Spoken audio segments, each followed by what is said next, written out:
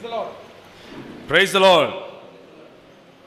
We have come to the conclusion of these 2 days. మనము ఈ 2 రోజులకు కూడా సారాంశము అనే అంశానికి వచ్చేసాం. We have heard a lot about what the missionaries have done మనము for us. మిషనరీలు చేసినటువంటి కార్యం గురించి ఎంతో తెలుసుకున్నాం.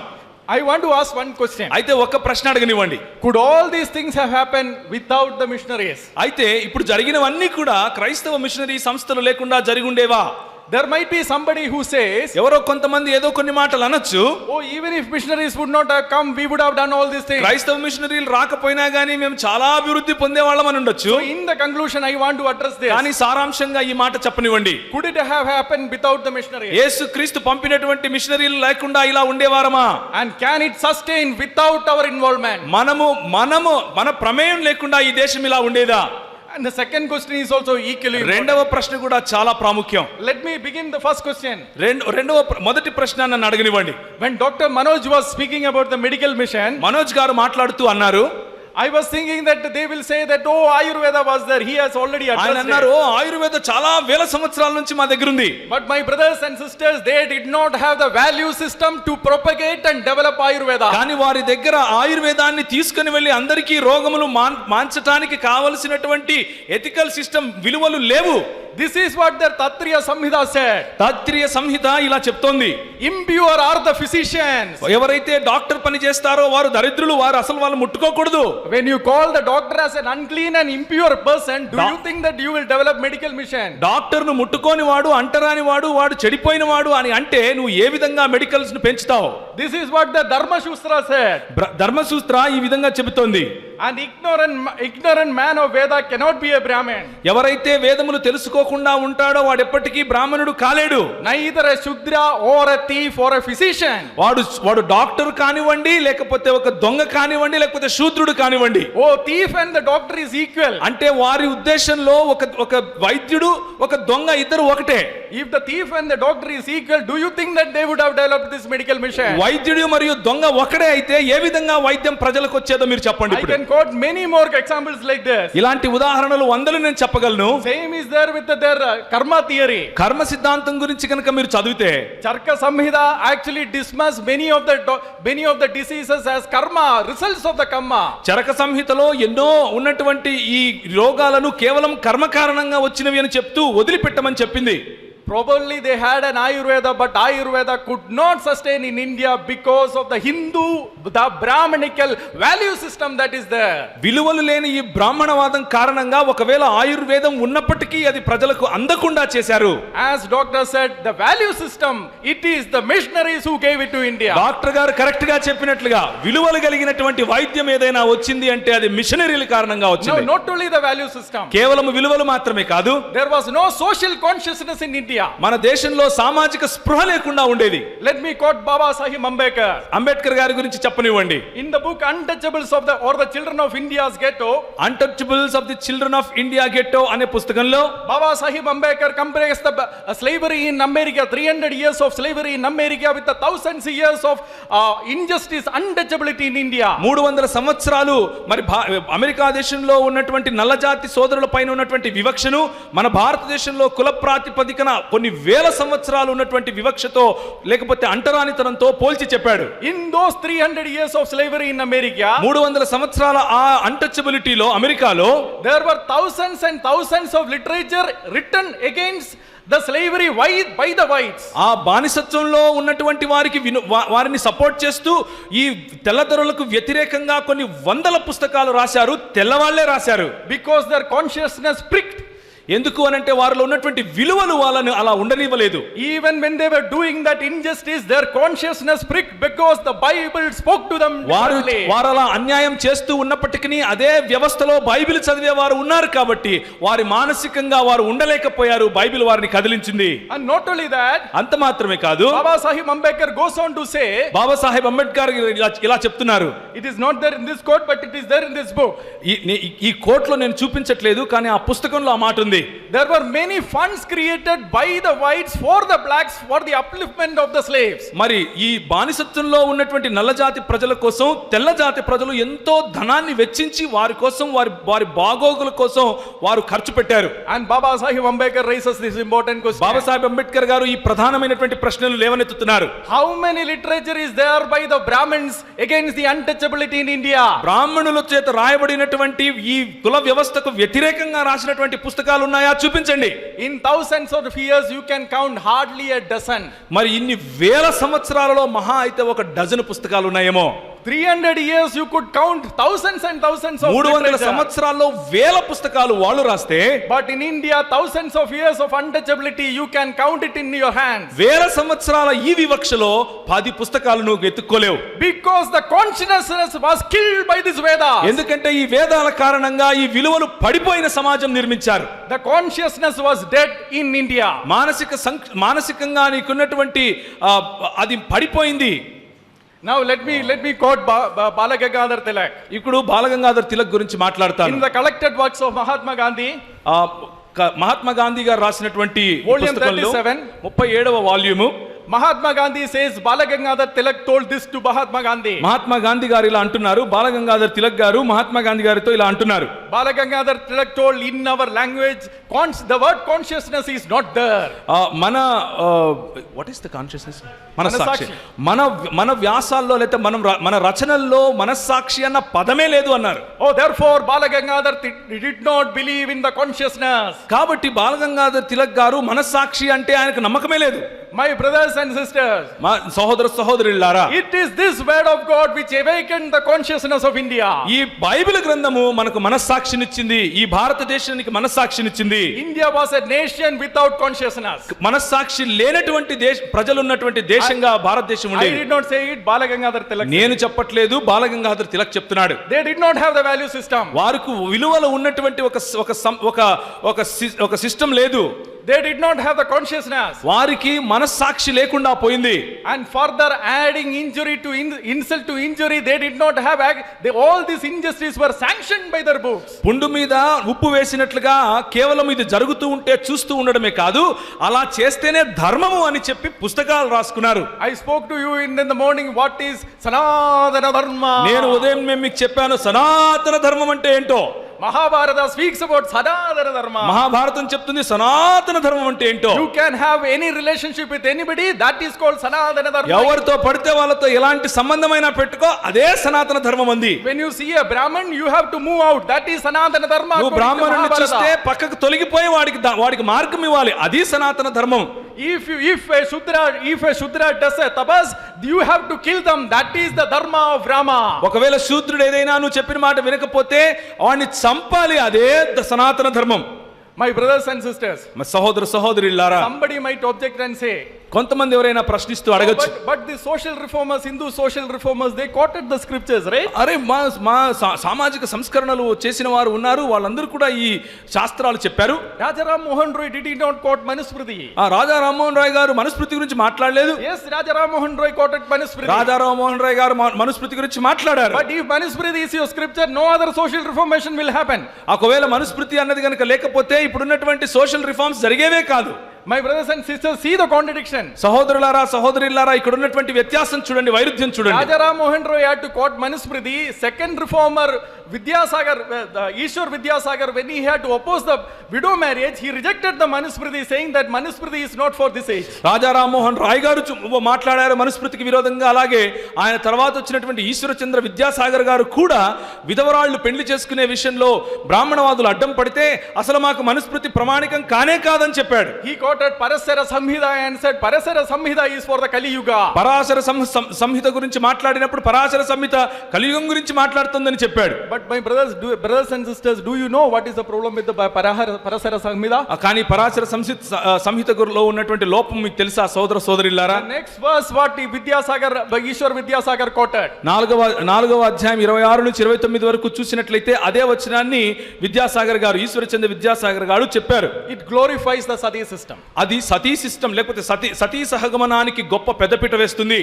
So if you have to oppose Sadi system, you will have to reject Parasara Samhita. But if you have to accept widow remarriage, you will have to reject Manusmriti and accept Parasara Samhita. ఒకవేళ మీరు విధవరాండ్లకు పెళ్లి చేయాలి అని అనుకుంటే మీ దగ్గర ఉన్నటువంటి Manusmriti call చేయాలి. లేదు మీరు సతీ సహగమనాన్ని ఆపేయాలి అని అంటే Parashara సంహితను కాల్చివేయాలి. So this is the contradiction that they have. ఒకవేళ దాన్ని విడిచిపెట్టి ఇది పట్టుకున్నామన్నా ఇబ్బందే, ఇది విడిచి అది పెట్టుకున్నామన్నా ఇబ్బంది. అందుకనే వాటి రెండిటి మధ్య వైరుధ్యం కనిపిస్తుంది. But this Bible, కానీ ఈ బైబిల్ గ్రంథము, when this became an open book, ఇది ఓపెన్ పుస్తకంగా అందరి దగ్గరికి వచ్చినప్పుడు, it started transforming the society one by one. మన దేశంలో ఉన్నటువంటి ట్రాన్స్ఫర్మేషన్ తీసుకొచ్చింది. ఒకటి తర్వాత ఒకటి మార్పు తీసుకొచ్చింది. When we understood the priesthood of all believers, మన ప్రతి ఒక్కరు కూడా యాజక సమూహం అని దేవుని వాక్యం చెప్పినప్పుడు, generation after generation saw the beauty of it. మరి కుటుంబాల తర్వాత కుటుంబాలు దాని అందాన్ని చూశాయి. And then they applied it to the all spheres of life. వారి జీవితం మొత్తం పైకి ఈ బైబిలును ఆపాదించుకున్నారు. It is the same truth that led the reformation. ఇదే సత్యము మన జీవితంలో మన దేశంలో రిఫార్మేషన్ తీసుకొచ్చింది. And initially, మరి మొదటగా the Hindu reformers themselves acknowledged this from their commitment to the Bible. Bible నుంచి నేర్చుకున్నటువంటి విలువలకు వారికి ఉన్నటువంటి కమిట్మెంట్ను వాళ్ళంతకు వాళ్ళే ఒప్పుకున్నారు. Raja Ram Mohan Roy, for example, ఉదాహరణకు రాజా రామ్మోహన్ రాయ్ గారు he wrote the Percepts of Jesus Christ. Percepts of Jesus Christ అని ఒక పుస్తకం రాశారు.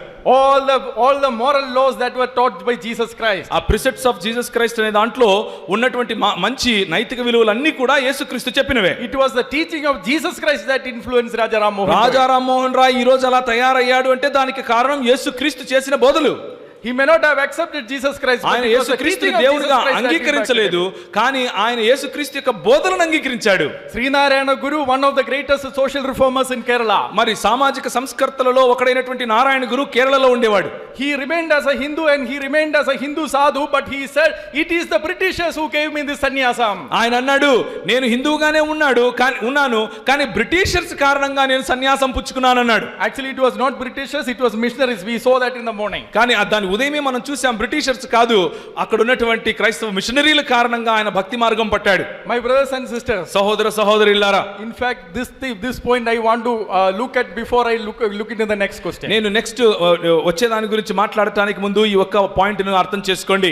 Apologetics also played a major role in social. Apologetics కూడా ఈ సామాజిక సంస్కరణలో చాలా పెద్ద పని చేసింది. Anandananda Rambachan says, ఆనందానంద రంబాచన్ ఏమంటున్నాడంటే, he is the disciple of Swami Dayananda Saraswati, who is the greatest exponent of Advaita Vedanta in the 20th century. 20వ శతాబ్దంలో అద్వైత వేదాంతాన్ని వివరించే గొప్ప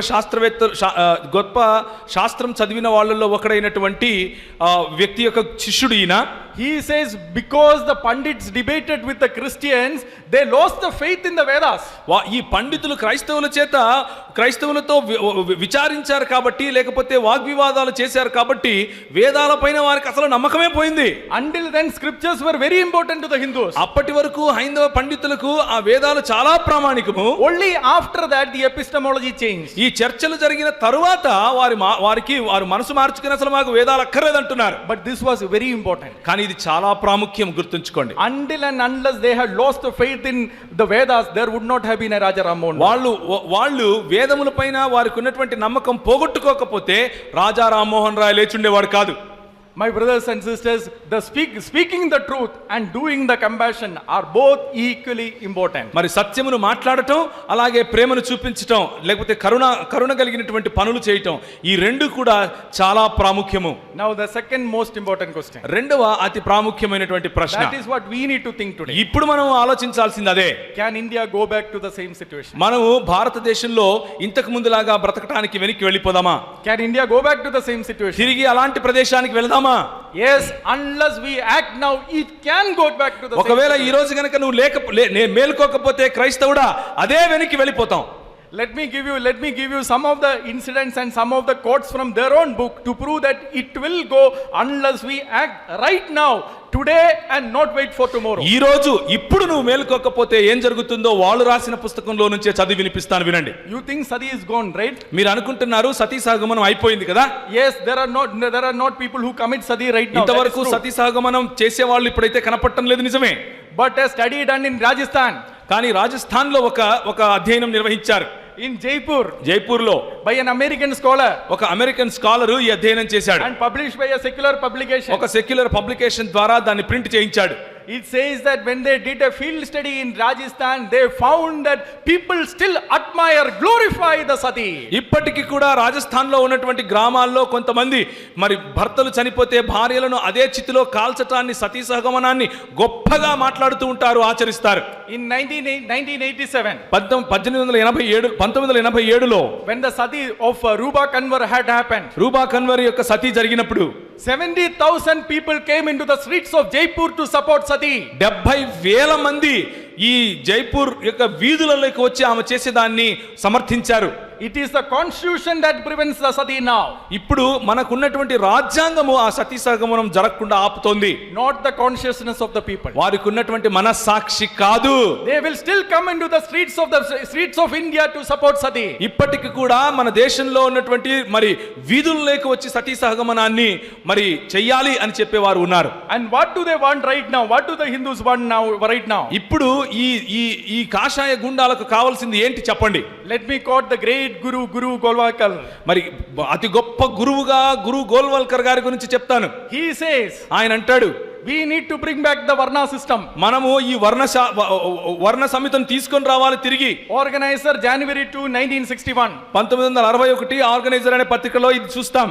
He says that people have a wrong impression about this jati system, caste system, but caste system without discrimination is a good system. వర్ణ వ్యవస్థ లేకపోతే కుల వ్యవస్థ అన్న దాని పట్ల ప్రజలకు అపోహలు ఉన్నాయి, కానీ దీనిలో గనక వివక్ష లేకపోతే ఇది చాలా మంచిదని చెప్పాడు. So how will we bring back this caste system? మరి ఏ విధంగా వెనక్కి తీసుకొద్దాం దీన్ని? Guru Golwalkar ji says, Golwalkar గారు అంటారు, it cannot happen at once. ఒకటేసారి జరగదు. First step to implementation of the caste system is to bring the Hindu Rashtra. అలా తీసుకుని రావడానికి మొట్టమొదటి అడుగు ఏంటి అని అంటే హిందూ రాష్ట్రావతరణ జరగాలి. Once there is a stable Hindu Rashtra, we will again implement caste system in Hindu India. రాష్ట్రావతరణ ఒక్కసారి జరిగిందంటే అందులో మనుస్మృతి చెప్పే ఈ కుల వివక్ష కలిగినటువంటి సిస్టమ్ ను తీసుకొస్తాం. It is not just that he wrote in a magazine. అదేదో ఒక మ్యాగజైన్ లో రాశారు కుల వ్యవస్థ గురించి అనుకుండేరు It is పొరపాటున. there in the Bunch of Thoughts. ఆయన రాసినటువంటి బంచ్ ఆఫ్ థాట్స్ అనే పుస్తకంలో కూడా రాసి పెట్టాడు. Bunch of Thoughts for all practical purposes is the Bible of RSS. RSS వాళ్ళు చదువుకునేందుకు వాళ్ళకు ఉన్నటువంటి బైబిల్ లాంటిది బంచ్ ఆఫ్ థాట్స్ అనే పుస్తకం. And he says the nation and its problem. ఈ రోజు దేశానికి దానికి పట్టిన చీడ గురించి ఆయన రాస్తున్నాడు. He says people are come to think about Varna system as something derogatory. This needs to change. ప్రజలు అనుకుంటున్నారు ఈ కుల వ్యవస్థ లేకపోతే వర్ణ వ్యవస్థ చాలా దరిద్రమైందని అనుకుంటున్నారు, కానీ ఆ ఆలోచన మారిపోవాలంటున్నాడు. Oh, we had a conception of Hindu society as a Virat Purusha. మనకేమో వీర పురుషుని లాంటి ఈ హిందూ ధర్మము యొక్క సమాజం ఉంది అంటున్నాడు. Oh, in that Virat Purusha head is the Brahmin. మనకు వీర పురుషుడు అన్నటువంటి ఈ ధర్మంలో తలకాయ వచ్చి బ్రాహ్మణుడు, and the Kshatriya is the shoulder. మరి క్షత్రియుడేమో భుజములు. And we need to bring back the system again. మనము తిరిగి అదే వ్యవస్థను తీసుకొని రావాలి అని రాశాడు. If Hindu Rashtra comes back to power, మరి హిందూ రాష్ట్రం గనక తిరిగి వస్తే it is not the Christians and Muslims who are going to suffer most. కేవలము క్రైస్తవులు మరియు ముస్లింలు మాత్రమే వారు అణగద్రొక్కబడతారు అని అనుకుంటున్నారేమో, అది కాదు. We might suffer, but the people who are going to suffer maximum are the Avarnas and Shudras and the Dalits of this country. నిజానికి ఎవరైతే అణగద్రొక్కబడతారు అని అనుకుంటే వారు క్రైస్తవులు ముస్లింలు కాదు. నిజానికి ఎవరైతే తక్కువ కులము మరియు శూద్రులుగా లేకపోతే అవర్ణులుగా ఈ దేశంలో ఉన్నారో హైందవులు, వారు అణగద్రొక్కబడతారు. Do you think their first steps can happen soon? మరి వారు అనుకుంటున్నటువంటి ఆ మొదటి అడుగు చేస్తారనుకుంటున్నారా మీరు? What did the Congress MP Sashu Tharoor said recently? మొన్న కాంగ్రెస్ లో ఉన్నటువంటి వారు మాట్లాడే మాటలేంటివి? He said, if Modi government comes back to power in 2019, Hindu Rashtra might happen again. 2019లో మోడీ గవర్నమెంట్ కనుక తిరిగి వస్తే తప్పకుండా హిందూ రాష్ట్రావతరణ జరిగి తీరుతుంది అంటున్నాడు. Because they have all the required power in the states. ఎందుకు అనంటే కావలసినటువంటి శక్తి అంతా కూడా అన్ని రాజ్యాల్లో లేదా అన్ని రాష్ట్రాల్లో ఉంది. They will have the power in the Lok Sabha. అలాగే లోక్సభలో వారికి కావలసినటువంటి శక్తి ఉంది. They will have the power in the Rajya Sabha. వాళ్ళకి కావలసినటువంటి శక్తి రాజ్యసభలో ఉంది. And by 2024, 2024లో if the BJP comes back to power, write it down, my brothers and sisters, in another 10-15 years, if this continues, Hindu Rashtra will be a reality. ఇదే గనక ఇప్పుడు జరిగేదే జరుగుతూ వస్తే రాబోయే 10 సంవత్సరాలలో తప్పకుండా హిందూ రాష్ట్రావతరణ జరిగి తీరుతుంది. ఇది వారే చెప్తున్నారు. So to achieve the Hindu Rashtra, ఒకవేళ ఇలాంటి హిందూ రాష్ట్రమును నిలబెట్టడానికి Golwalkar ji again said there is another method to achieve it. Golwalkar గారు ఇంకొక మాట అంటున్నారు, ఇంకొక పద్ధతి ఉందండి ఇది తీసుకొని రావడానికి. You need to raise the Hindu consciousness. వీళ్ళలో హిందూ మనస్సాక్షిని తీసుకురావాలి. How do you raise the Hindu consciousness? ఆ హిందువును అన్నటువంటి స్పృహ ఏ విధంగా వస్తుంది ప్రజల్లో? He gave an example. ఒక ఉదాహరణ చెప్పాడు. You need to teach people that there was plastic surgery done in ancient times in India. This is his quote. వాళ్ళకి చెప్పాలండి, అప్పట్లో మన పురాణాల్లో కూడా ఎన్నో వేల సంవత్సరాల క్రితమే ప్లాస్టిక్ సర్జరీలు కూడా చేశారు అంటూ చెప్తూ వచ్చాడు. Same thing our respected honorable Prime Minister Narendra Modi said. మన గౌరవనీయులైనటువంటి ప్రధానమంత్రి నరేంద్ర మోదీ గారు కూడా మొన్నటికి మొన్న అదే మాట అన్నారు. You have it in Andhra now, TV channels speaking about the Vedic science. ఈ ఆంధ్రప్రదేశ్ లో ఉన్నటువంటి టీవీ ఛానల్స్ ఈ రోజు వేదిక్ సైన్స్ గురించి మాట్లాడుతున్నాయి. You have it in all the South Indian states, people speaking about Vedic science. మరి south ఇండియాలో ఉన్నటువంటి అన్ని టీవీ ఛానళ్లలో కూడా వేదిక్ సైన్స్ గురించి మాట్లాడుతున్నారు. Why do they do this? ఎందుకు మాట్లాడుతున్నారు? Golwalkar ji said this is to raise the Hindu pride and the Hindu consciousness to achieve the Hindu Rashtra. ఎందుకు అనంటే మతపరమైనటువంటి హిందూ అన్నటువంటి ఈ స్పృహను ప్రజల్లో పెంపొందించాలి. ఆ విధంగా ఆ గర్వము చేత, జాత్యాహంకారం చేత మనము Hindu రాష్ట్రమును స్థాపించుకుంటామన్నాడు. Don't take your freedom for granted. మీకున్నటువంటి ఈ రోజు మీకున్నటువంటి స్వాతంత్రాన్ని వచ్చేసిందిలే అని సంబరపడిపోకండి. It is the blood and sweat of missionaries that we are enjoying right now. మనం ఈ రోజు అనుభవిస్తున్నటువంటి స్వాతంత్రం మన మిషనరీ వ్యవస్థలో చేసినటువంటి వారు చేసినటువంటి త్యాగాలు. What shall we do right now? మనం ఇప్పుడు ఏం చేయాలి మరి? We shall regain the vision of the missionaries. వారికి ఉన్నటువంటి దర్శనాన్ని తిరిగి సంపాదించుకోవాలి. When the missionaries came to India, వారు ఈ దేశానికి వచ్చినప్పుడు, in the apology of promoting Christianity in India, క్రైస్తవ దృక్పథాన్ని ఈ దేశంలో పెంపొందించడానికి Claudius Buchman said this. Claudius గుడ్మన్ ఈ విధంగా అంటున్నాడు, would it not be rather a blessing to perish than to have an empire and have these people perish? మరి ఇంత గొప్ప సమూహము నశించిపోవడం కంటే నా అంతకు నేను నశించిపోవడం మంచిది కాదా అని ప్రార్థన చేశాడు. And Dr. Vanless, our Dr. Manoj had already covered about him. WJ Vanless గారిని ఆల్రెడీ మన మనోజ్ గారు చెప్పారు ఆయన గురించి. And what did this doctor say about his mission? ఈ డాక్టర్ గారు ఏమంటున్నారు? He said Lord's mission was threefold. మరి దేవుని యొక్క పరిచర్య 3 రకాలుగా ఉంది. He was a teacher, he was a preacher and he was a healer. ఆయన గొప్ప సభల్లో మాట్లాడారు, బోధకుడుగా ఉన్నాడు, అలాగే వారిని భౌతికంగా స్వస్థపరిచాడు.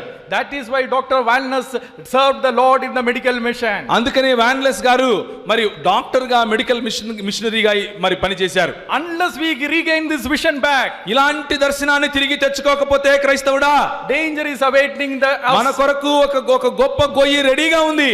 And what did the missionaries who went to the 100 years of Travancore, what the medical mission in Travancore they said? 100 సంవత్సరాలు ట్రావెన్కోర్ లో జరిగినటువంటి మిషనరీలు ఏం మాట్లాడుతున్నారు? We also have a Virat Purush concept. మనకు ఒక వీర పురుషుడు అన్నటువంటి కాన్సెప్ట్ ఉంది. And Christ is the head. మనకు క్రీస్తు శిరస్సు అయి ఉన్నాడు. And they said right hand is the education. అది మన చేతిలో, మన కుడి చేయి మనం ఇచ్చేటటువంటి విద్యా బోధ. And left hand is the medical department. మనకున్నటువంటి మరి ఎడమ వైపు ఉన్నటువంటి చేయి మన వైద్య రంగం. You see actually how their vision goes. వారికి ఉన్నటువంటి దర్శనం ఎలా వెళ్ళిందో ఒకసారి చూడండి. Education, business, health, everything was there in the missionary vision. వైద్య రంగం, విద్యా రంగం, అలాగే చేసినటువంటి వ్యాపార రంగం, ప్రతి ఒక్క దాంట్లోనూ క్రైస్తవ పరిచర్యను వారు చూశారు. And this is from the Gospel and the Plough. ఇది ఈ గాస్పెల్ అండ్ ద ప్లౌ అనే పుస్తకం నుంచి తీసుకొని మాట్లాడుతున్నాను. Why did they start Allahabad Agriculture University? మరి ఎందుకు అలహాబాద్ అగ్రికల్చర్ యూనివర్సిటీ వచ్చింది అనుకుంటున్నారు? He had a shepherd's heart. ఆయనకు ఒక కాపరి హృదయం ఉండేది. He said, ఆయన అంటాడు, if we only convert, if we only bring these people to Christ and leave them, they will perish. వాళ్ళని కేవలము క్రీస్తు దగ్గరికి తీసుకొని వచ్చే వాళ్ళని అలా వదిలేస్తే వారు నశించిపోతారు. Oh, we must equip them where they are, where it is easy for them. That is why he went to the agriculture, because the Indian majority of the Indians were in agriculture. వారు ఏ వృత్తిలో అయితే ఉన్నారో ఆ వృత్తిలో వారిని బలపరచాలి.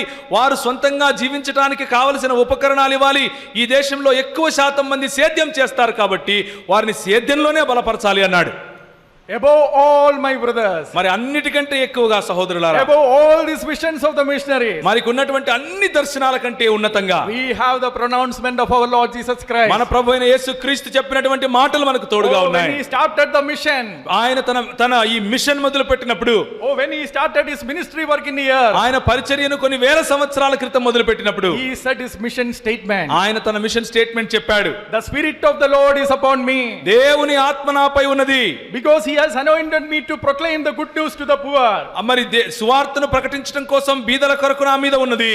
He has sent me to proclaim liberty to the captives. ఆయన విడుదలను లేకపోతే చెరసాలలో ఉన్న వారిని విడిపించడం కోసం నన్ను పంపించాడన్నాడు. And recovery to the sight to the blind. ఎవరైతే అంధకారంలో ఉన్నారో వారికి చూపును కలిగించడానికి వచ్చానన్నాడు. And to set at liberty those who are oppressed. ఎవరైతే మరి బంధుత్వంలో ఉన్నారో, ఎవరైతే బానిసత్వంలో ఉన్నారో వారి సంఖ్యలను విడిపించడానికి వచ్చానన్నాడు. To help the invisible India.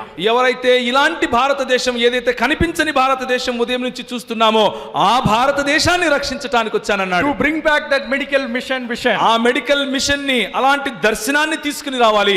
Or to bring back our educational institutions back to that vision. అలాంటి ఎడ్యుకేషన్ సిస్టమ్, విద్యా రంగాన్ని తిరిగి మన చేతిలోకి తీసుకోవాలి. To bring back the business to that vision. అలాంటి వ్యాపార రంగంలోనికి మన మిషన్ ని తీసుకుని రావాలి. Unless we do that, మనం అలా చేయకపోతే we are in danger.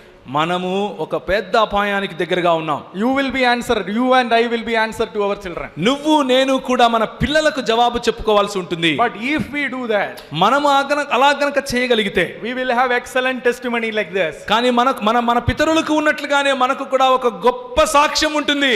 Baba Sahib Ambedkar said this about the Christian mission. క్రైస్తవుల గురించి, క్రైస్తవ మిషనరీ పరిచర్యల గురించి బాబా సాహెబ్ అంబేద్కర్ గారు ఇలా అంటున్నారు. In volume 5 chapter 30 he said this. 5వ వాల్యూమ్ 30వ చాప్టర్ లో ఇలా అంటున్నారు. For centuries Christian missions have provided for them a shelter, if not a refuge, for the untouchable people of India. మరి అస్పృశ్యుల కోసం క్రైస్తవ మిషనరీలు ఎన్నో సంవత్సరాలు, ఎన్నో వందల సంవత్సరాలు వారికి కావలసిన ఉపశమనం ఇచ్చారు. గొప్ప కోటలైతే కట్టలేదు, కానీ ఉపశమనాన్ని ఇచ్చారంటున్నాడు. Brother Ajoy spoke about this in the morning. అజాయ్ గారు ఈ విషయం గురించి మధ్యాహ్నం మాట్లాడారు. He said our Christian community should again become shelter to the poor. ఆయన అన్నారు, మన క్రైస్తవ సముదాయం ఇలాంటి పేదవారికి ఒక గొప్ప ఉపశమనమునిచ్చే ఒక భవనముగా మారాలి. Oh, when they see the church, they should know that there is a refuge and a shelter for them. వారు సంఘమును చూసినప్పుడు అదిగో అక్కడికి వెళ్తే నాకు శరణం దొరుకుతుంది అనుకోవాలి. And that is why C. Keshavan, another social reformer in Kerala, he said this. అందుకనే కేరళలో సి కేశవన్ గారు అలాగే మిగిలిన సామాజిక సంస్కరణలు చేసేవారుగా అంటున్నారు. He said in his Jivita Pukkal, in his biography, he said this. ఆయన జీవితం గురించి రాసుకున్నటువంటి తన బయోగ్రఫీలో ఇలా మాట్లాడుతున్నాడు. If not these missionaries would have come to India, what would the state of ours be? ఈ క్రైస్తవ మిషనరీలు ఈ దేశానికి రాకపోతే నా బ్రతుకు ఎలా ఉండేది? Brothers and sisters, సహోదర సహోదరులారా, is this the testimony from the invisible people of India for us? మరి ఈ దేశంలో ఉన్నటువంటి కనబడని ఆ భారతదేశంలో కనబడని ఆ భారతీయులు మన గురించి ఇలా ఆలోచిస్తున్నారా? If this is not the testimony of ఒకవేళ our ఇది మన church, సాక్ష్యం కాకపోతే then we are not in the path of our Lord. మనము మన ప్రభువు ఇచ్చినటువంటి మార్గములో లేము అని గుర్తు చేస్తున్నాను. Will our Christ say when we meet him in heaven? మనము మన ప్రభువును తిరిగి ఆయన రాజ్యంలో కలుసుకున్నప్పుడు, Truly I say to you, ఆయన అంటాడు, నిజముగా నేను మీతో చెప్తున్నాను, whatever you did for the one of the least of these ones, మీరు ఇందులో అల్పులైన వారికి మీరు ఏదైనా చేస్తే you did it for me. అది నాకు చేసినట్లు. My brothers and sisters, సహోదర సహోదరులారా, this is the vision that we need to ఇది bring. మనకున్నటువంటి మిషన్ మనం చేయాల్సింది. If we don't regain that vision, ఒకవేళ అలాంటి దర్శనాన్ని గనక మనం మరి పునః సంపాదించుకోకపోతే, these Indology conferences that we are conducting and going to conduct in different places are a simple academic waste. ఇంతకు ముందు చేసినా, ఇప్పుడు చేస్తున్నా, ఇక ముందు చేయబోయే ఈ ఇండాలజీ కాన్ఫరెన్సెస్ అన్ని వ్యర్థం. There are small ways we can start. చిన్న చిన్న అడుగులతో మనం మొదలు పెట్టొచ్చు. Oh, we can actually have even lawyers fighting for the justice. మనము న్యాయం కోసం పోరాడటం కోసం మొదలు పెట్టొచ్చు. Lawyers come together and fight for the oppressed of the people. న్యాయవాదులు కలిసి ఒక జట్టుగా ముందుకు వచ్చి అణగద్రొక్కబడిన వారి కోసం పోరాడవచ్చు. Doctors coming together and starting the medical vision with the same vision. మరి మనలో ఉన్నటువంటి డాక్టర్లు ముందుకు వచ్చి ఒక జట్టుగా మరి ఈ అణగదొక్కబడిన వారి కోసం మనము వైద్య రంగాన్ని మొదలు పెట్టొచ్చు. Businessmen coming together and providing the jobs for the people. మరి వ్యాపార రంగంలో ఉన్నవారు వచ్చి మరి కావలసినటువంటి ఉద్యోగ సదుపాయాలు ఇచ్చేందుకు మొదలు పెట్టొచ్చు. India needs jobs. భారతదేశము మనలా Jobs. భారతదేశానికి జాబ్స్ కావాలి. If you don't have jobs for the next 10 years, మరి ఒక 10 సంవత్సరాల వరకు గనక నీ దగ్గర ఉద్యోగం లేకపోతే we are walking into a landmine. తర్వాత మనం వెళ్ళేది ఒక ల్యాండ్ మైన్ లేకే పగిలి సస్తాం. So can we start raise more people to serve the people through business? మనందరము కనుక ఇంకా వ్యాపార రంగంలో అందరూ రావడానికి మనం గనక లేపగలిగితే, all this vision we need to bring back. ఇలాంటి దర్శనము మనం తిరిగి తీసుకొని రాగలిగితే, So what is the conclusion of this meeting? మరి ఇక్కడ ఉన్నటువంటి ఈ కాన్ఫరెన్స్ లో మనం ఏ నిర్ణయం చేస్తున్నాం? That conclusion you and I have to take it. నువ్వు నేను ఇప్పుడు ఆ సారాంశాన్ని ఒక నిర్ణయం రూపంలో చెప్పాలి. I can only say this. నేను ఇంత మాత్రమే చెప్పగలను. If we don't do it right now, ఇప్పుడు నువ్వు చేయకపోతే, మనం చేయకపోతే 10-15 years down the line it is too late. 10-15 సంవత్సరాల తర్వాత అంతా అయిపోయి ఉంటుంది, చేయడానికి ఏమీ ఉండదు. It is right now is the time for us to begin. ఇప్పుడు ఈ రోజు మనం మొదలు పెట్టాలి. If we not, we are going back to the same system. ఒకవేళ అలా కాకపోతే ముందున్నట్లుగానే మనము పాత రోజుల్లోకి వెళ్ళిపోవడం తథ్యం జరిగి తీరుతుంది. And all the efforts that the missionaries have put will be washed away. మిషనరీలు చేసినటువంటి ఇంత గొప్ప పరిచర్య తుడిచివేయబడుతుంది. So pastors here will have to go back to the Lord and ask, Lord, how can our church become పాస్టర్లు వెనక్కి వెళ్ళి ప్రార్థిస్తూ అడగాలి, ప్రభువా నా సంఘములో నేను ఏం చేయాలి? But the brothers who are in the business should think, Lord, how can my business be a blessing to this nation? వెనక్కి వెళ్ళి ఎవరైతే మరి వ్యాపార పరిచర్య చేస్తున్నారో నా వ్యాపారంలో నేను ఏ విధంగా ఎలా ముందుకెళ్ళాలి అని అడగండి. Each of our profession, how can we bless this nation? మన ప్రతి వృత్తిలోనూ ప్రతి రంగంలోనూ ఈ దేశాన్ని ఏ విధంగా నేను ఆశీర్వదించగలను అని అడగండి. So can we take a conclusion now? ఇప్పుడు మనం ఒక నిర్ణయం తీసుకుందామా? Can we take a conclusion in our own hearts? ఇప్పుడు మన సొంతంగా మనం ఒక నిర్ణయం తీసుకుందామా?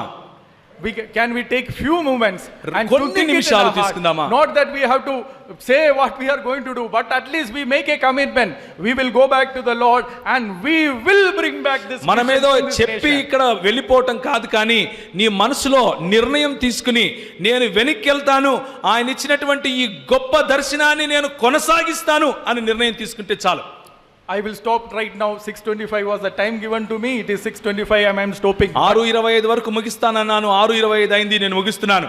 But let us take 2 minutes to silently think about what conclusion we are going to take from this session. మౌనంగా 2 నిమిషాలు ఏ నిర్ణయం తీసుకోవాలనుకుంటున్నావో తీసుకో. Let's all bow our heads or let's all rise up. మనందరూ లేచి నిలబడదాం.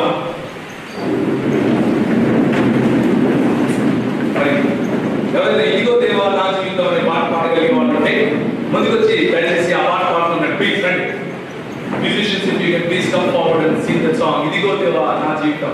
While we sing that song is not to make you emotionally stirred up. అంటే మీ emotions మీ భావాలను లోపల ఏదో కనబెట్టాలి అన్నది మా ఉద్దేశం కాదు, కానీ పైకి వెళ్ళిపోతారు. పైకి పర్వాలేదు. దయచేసి ఆ పాట పాడుతున్న సమయంలో 2 నిమిషాల సమయం తీసుకుని ప్రభు వైపు చూసి, ఇందాల్సి అనే ప్రోగ్రామ్ అయిపోయింది, మళ్ళీ 4 నెలలతో 5 నెలలతో తిరిగి ఒక చోటుకు వస్తాం, మళ్ళీ మాట్లాడుకుంటాం. కానీ ఇంటికి వెళ్ళడానికి ముందు మనం ఏం చేయగలం? ఇంటికి వెళ్ళడానికి ముందు నేనేం చేయగలను? ఇంటికి వెళ్ళడానికి ముందు నేను ఎలాంటి నిర్ణయం తీసుకోగలను? ఇదిగో దేవా నా జీవితం, ఆ పాద పుస్తకం నీకు అంకితం.